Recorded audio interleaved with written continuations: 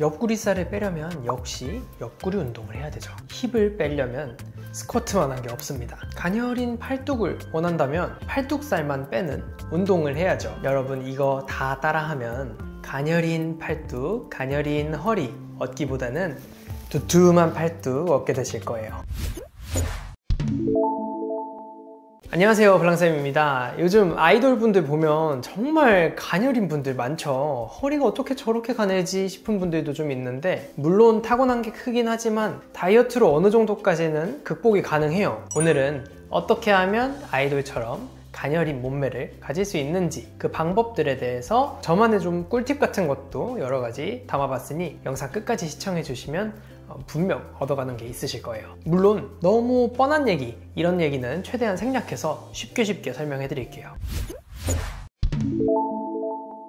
첫 번째는 바로 지속 가능한 식단입니다. 다이어트에 자꾸 실패하는 사람들은 일반적인 식단을 하지 않는 특징이 있어요. 쉽게 말해서 일반적인 식단이 아니라 이 속된 말로 개빡센 식단을 많이 하세요. 1, 2주 정도는 어떻게든 뭐 정신력으로 버틴다 쳐요. 근데 그거를 한 달 이상, 1년 이상 지속할 수 있을까요? 대표적으로 유명한 식단들이 있어요. 연예인분들이 많이 했다는 뭐 수지 다이어트니 아이유 다이어트니 그분들 먹는 식단표 보면 와, 이게 정말 사람이 이걸 먹고 생활이 가능할까 싶을 만큼 적은 걸 드시더라고요. 뭐 솔직히 이런 거 한 번쯤 다들 따라해 보셨을 텐데요. 어때요? 무조건 실패하지 않나요? 식단은 아무리 열량을 줄인다 해도 지속 가능한 게 가장 중요합니다. 물론 아이돌이나 연예인분들도 이런 빡센 식단을 타이트하게 조절할 때가 있어요. 하지만 그분들도 중요한 일정이나 뭐 촬영이 없을 때에는, 즉 비시즌일 경우에는 이런 식단들은 그렇게 오래 하지 않아요. 그럼 연예인분들은 어떤 식단을 할까요? 이런 지속 불가능한 식단을 계속하는 게 아니고요. 말 그대로 지속 가능한 어느 정도 열량을 챙기면서 유지가 가능한 다이어트를 많이 하시죠. 사람마다 사용하는 식단이나 뭐 종류가 다 다르기 때문에 특정한 식단을 추천드리기보다는 오늘은 이 세트 포인트에 대해서 좀 설명을 드릴게요.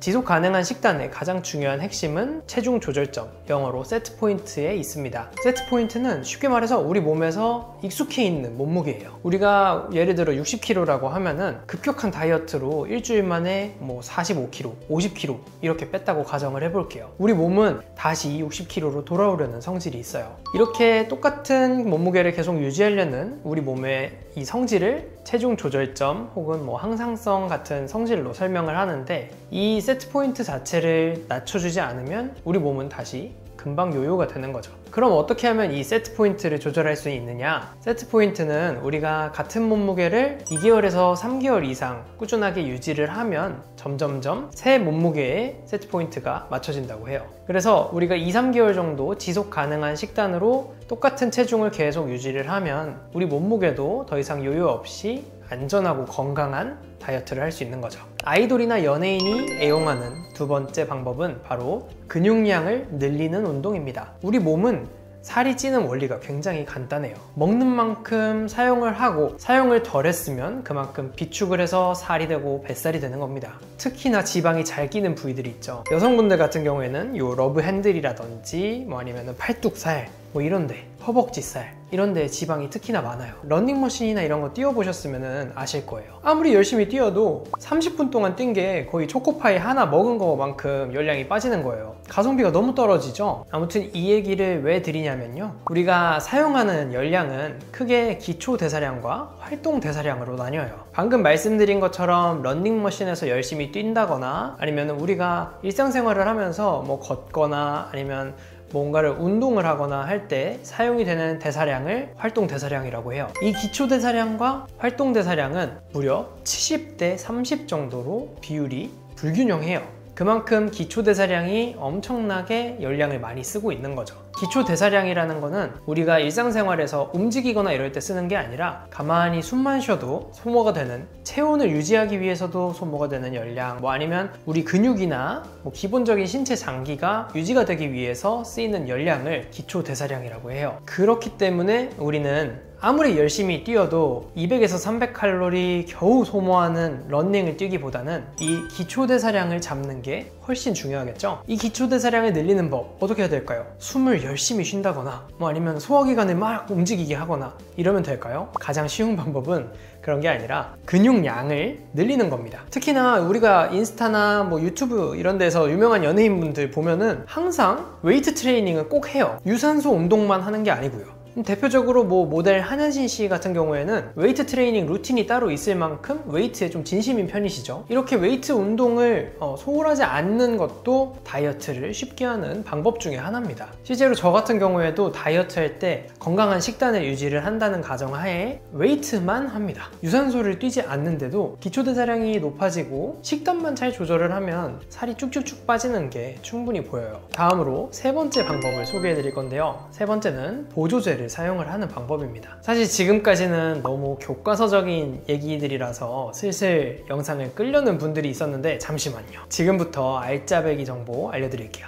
유명한 셀럽들이 애용하는 다이어트 방법 그 첫 번째는 식욕 억제제 활용하기입니다. 식욕 억제제는 이전에 다른 영상들에서도 많이 소개해 드렸는데요. 식욕 억제제는 종류가 굉장히 많아요. 요즘에 피부과나 성형외과에서 나가는 다이어트 약 그런 것도 있고 한의원에서 요즘 다이어트 환이라고 해서 이런 것도 처방을 받더라고요. 그만큼 다양한 종류가 있는데 부작용이 좀 있어요. 식욕 억제제가 식욕을 잡는 원리가 우리 몸의 교감신경이라고 해서 우리가 운동을 할 때 흥분을 할 때 항진이 되는 신경을 점점점 달아오르게 해서 식욕이 안 생기게 하는 원리이기 때문에 우리가 운동을 할 때 나타나는 증상들이 대표적으로 부작용으로 나타나요. 운동을 할 때 두근거린다거나 소화가 잘 안 된다거나 아니면 식은땀이 나고 잠이 안 오고 이런 증상들이 나타날 수 있는 거죠. 이런 부작용뿐만 아니라 제일 문제인 거는 다이어트 약은 내성이 좀 생겨요. 먹다 보면은 어느 순간부터는 식욕이 잘 안 잡히고 다시 먹고 싶은 생각이 들고 그리고 그때는 또 증량을 하게 되면은 점점점 이 약에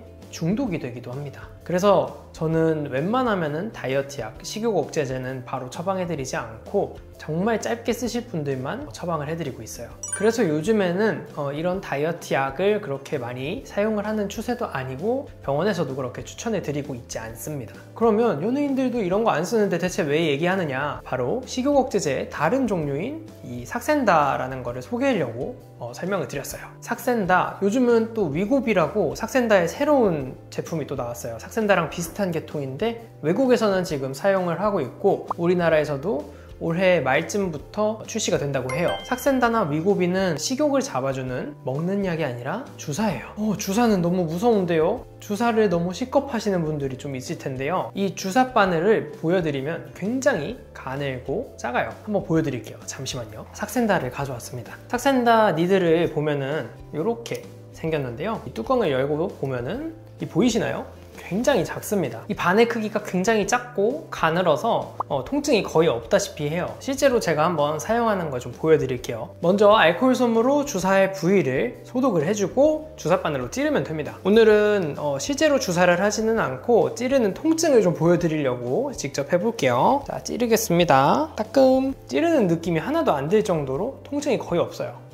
그리고 실제로 삭센다를 넣을 때는 이 주사바늘 끝에 있는 버튼을 5초 이상 꾹 눌러주시고 약이 잘 들어가는지 보고 그 다음에 천천히 빼주면 돼요. 지금 보이실지는 모르겠는데 지금 거의 피도 아예 안 나고 통증도 전혀 없어요. 삭센다는 이렇게 직접 주사를 해야 되는 단점이 있지만 효과 자체는 굉장히 좋고 그리고 아까 말씀드렸던 먹는 다이어트 약에 비해서 부작용도 거의 없다시피 하기 때문에 저는 정말 추천을 드리고 있어요. 삭센다는 또 다른 단점이 하나 더 있는데 하루에 한 번씩 이렇게 계속 주사를 해줘야 되는 단점이 있습니다. 매일 맞는 게 너무 불편해서 삭센다 회사에서 일주일에 한 번 맞는 약을 만들었어요. 그게 바로 위고비예요. 위고비는 테슬라의 그 일론 머스크 씨가 직접 주사해서 효과를 굉장히 많이 본 만큼 검증이 된 약이긴 한데 이게 비용이 좀 만만치 않습니다. 국내에 들어올 때는 어느 정도 가격으로 들어올지 모르겠지만 그렇게 사실 강력하게 추천해 드릴 만큼 저렴하지는 않을 것 같아요. 어쨌든 주사 자체가 나는 너무 싫은데 아무리 저렇게 작은 주사라고 해도 자기 몸에 어떻게 저렇게 주사를 찌를 수 있어? 주사 자체를 너무 싫어하시는 분들은 다음 방법을 한번 써보세요. 네 번째 방법, 바로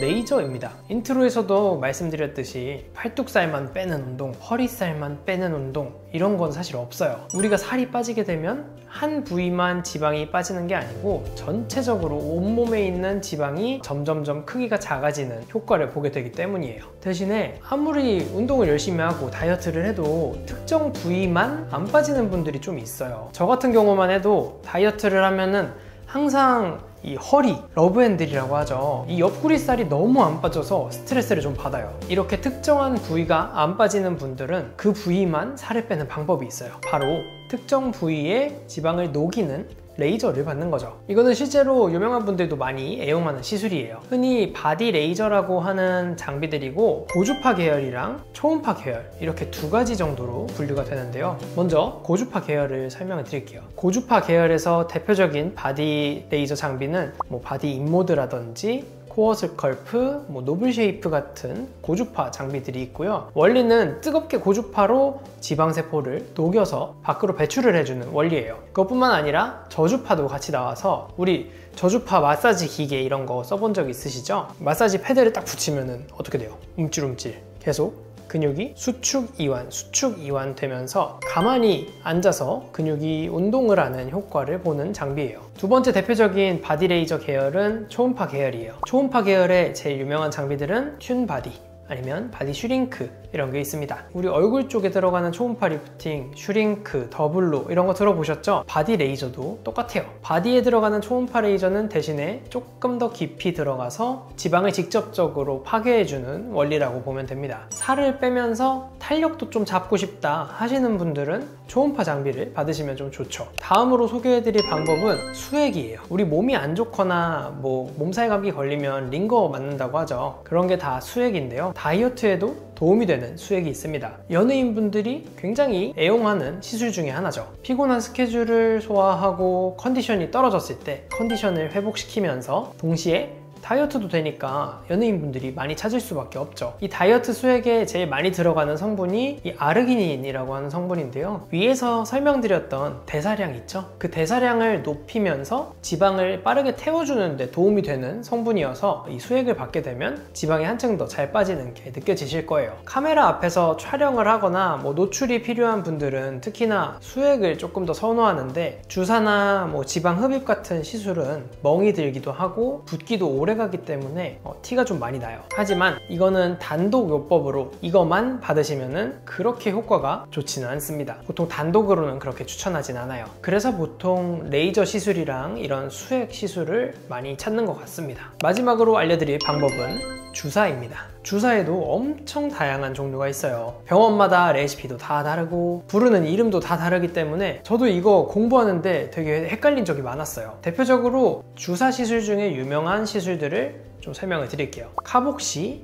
그리고 HPL, 그리고 지방 분해 주사 이 정도가 있겠네요. 이름도 너무 복잡하고 헷갈리죠. 하나하나 좀 설명을 드리면 카복시는 쉽게 말해서 탄산가스를 주입을 해서 지방을 물리적으로 터트려서 배출을 시키는 시술이기 때문에 통증이 아무래도 좀 있죠. 그리고 멍이 좀 많이 든다는 단점이 좀 있어요. 카복시는 오래된 시술인 만큼 그 효과 자체는 좋기는 한데 감염의 위험성이나 아니면 아까 말씀드린 멍이나 통증이 좀 심한 편이라서 저는 그렇게 추천드리지는 않고 있어요. 이제 나머지 HPL이랑 지방 분해 주사를 설명드릴 건데요. HPL은 사실 주사라기보다는 수액에 조금 더 가까워요. HPL은 쉽게 말하자면 물로 불려서 지방을 녹여주는 그런 원리라고 보면 돼요. 카복시는 직접 공기, 탄산가스를 넣어서 지방을 터트리는 원리였다면 얘는 굉장히 묽은 물을 넣어서 지방을 점점점 불려서 터트리는 원리예요. 이 HPL은 단순하게 지방 세포를 불려서 터트리는 거 이외에도 이제 지방이 잘 녹을 수 있게 도와주는 지방 분해 성분 같은 게 레시피에 같이 들어가게 되면 효과가 더 좋죠. 하지만 얘는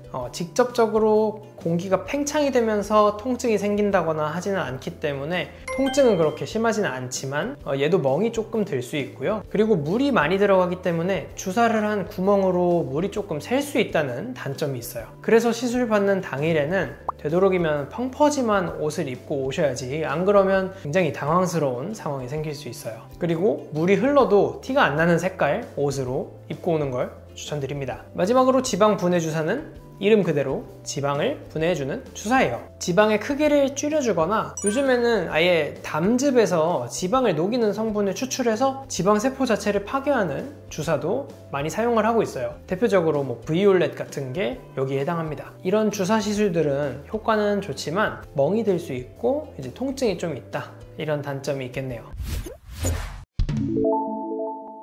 오늘 영상 속에서 소개해드린 시술 이외에도 다양한 시술 방법들과 수술이 있어요. 그렇기 때문에 직접 그 수술이나 시술 방법들을 받기 전에 되도록이면 장점과 단점을 정확하게 알고 시술을 받는 게 훨씬 좋겠죠. 그럼 오늘은 여기까지 할게요. 다음에 더 좋은 정보로 찾아뵙겠습니다. 다음에 만나요.